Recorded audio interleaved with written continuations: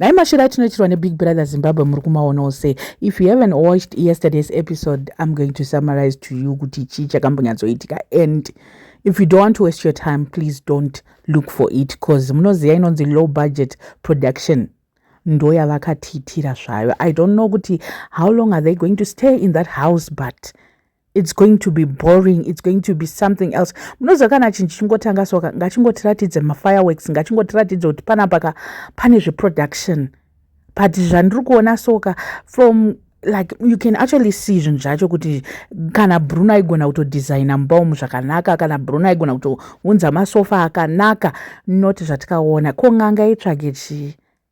Ng'anga yaitsvage chii kuoka maBig Brother? Kana kuti vanhu vacho vakanzi mupfeke grey, black here newhite, I don't know, but you know tikaonekwa nedzimwe nyika they are going to laugh at us.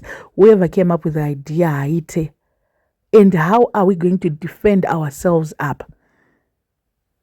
They needed like 5+ years to prepare for this, because chii chakadaro chinenge ngozi. Mabed acho kunge vakatore vana ekuboarding school, primary school. Handizivi hangu kuti zvichafamba sei, but let's just wait for the days that are going to come. Muri kuona here kitchen yacho, kana kuti vakatora imba iyi iri kuMbare kuNational here, kana kuti iri kupi, I don't really know. Kana kuti iri kubudiriro, kana kudziva rasekwa, kana kuti I don't think this house was meant for Big Brother, because zvaitongori kupenda yellow, red, chichi. They failed to find a house. Nemamansion ari muno muZimbabwe, sure, they failed to look for one mansion yekungoti vaitire zvinhu zvavo. Low budget yacho yakaoma vedu. Kana kuti munhu munenge muchiitirwa magames here, ndo munenge muchitambirwa snooker. Zimbabwe tichiri kure chaiko. I hope Abahambe will not see this.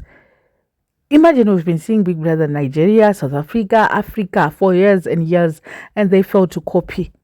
Inidozi yamadofu kana ndamaona zvangu. Munoziva kuti it's so easy to copy something. It's so easy to copy from someone chinhu chinenge chaitika for years and years. Iwo itawo kopira, so ita dofo pakukopira pacho.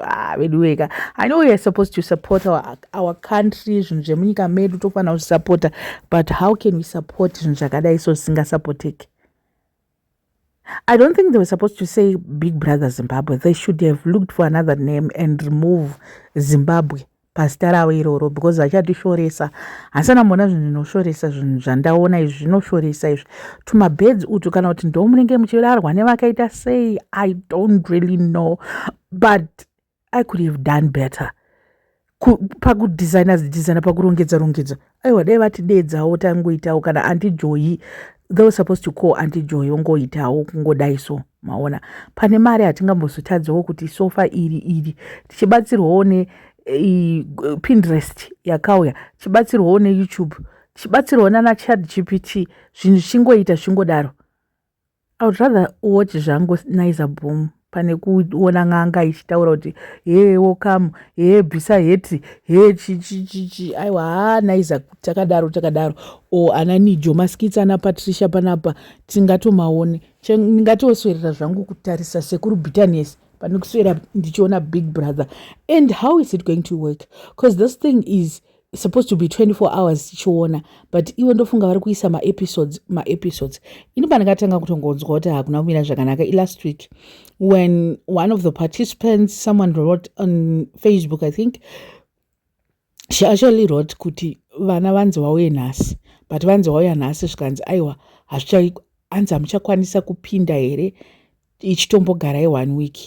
Vakatoti imagine if she didn't have a relative in Harare, how was she going to do all this? Because imagine kuti vanhu vauya nemabhegi vondichisiya mabhegi enyu. Hanzi vakanzisiya mabhegi imimi no chimboendai pane zvatiri kugadzirisa. Ndakangotanga kungoziva program yangotanga nekufeila soka hakuna tichave embarrassed for the rest of the month or 2 or 3. I don't know kuti vanenge vaine chikafiri chekuvafeeda for that long.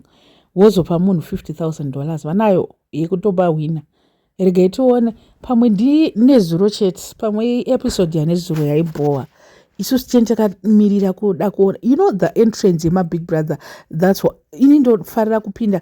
Normally ini if I'm watching Big Brother ndina time yekuona pakati pewiki, so I watch in phases.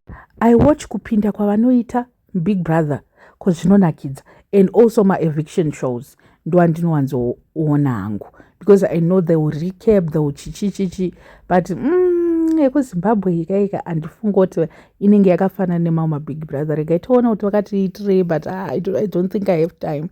Kana ndichitadza kuona yeSouth Africa, yeAfrica, yeNiger, chitadza kuiona full time. What more yatanga ichidai so ishi ama one. I don't know what you guys think. Let me know in the comment section what are your thoughts panyaya iyi.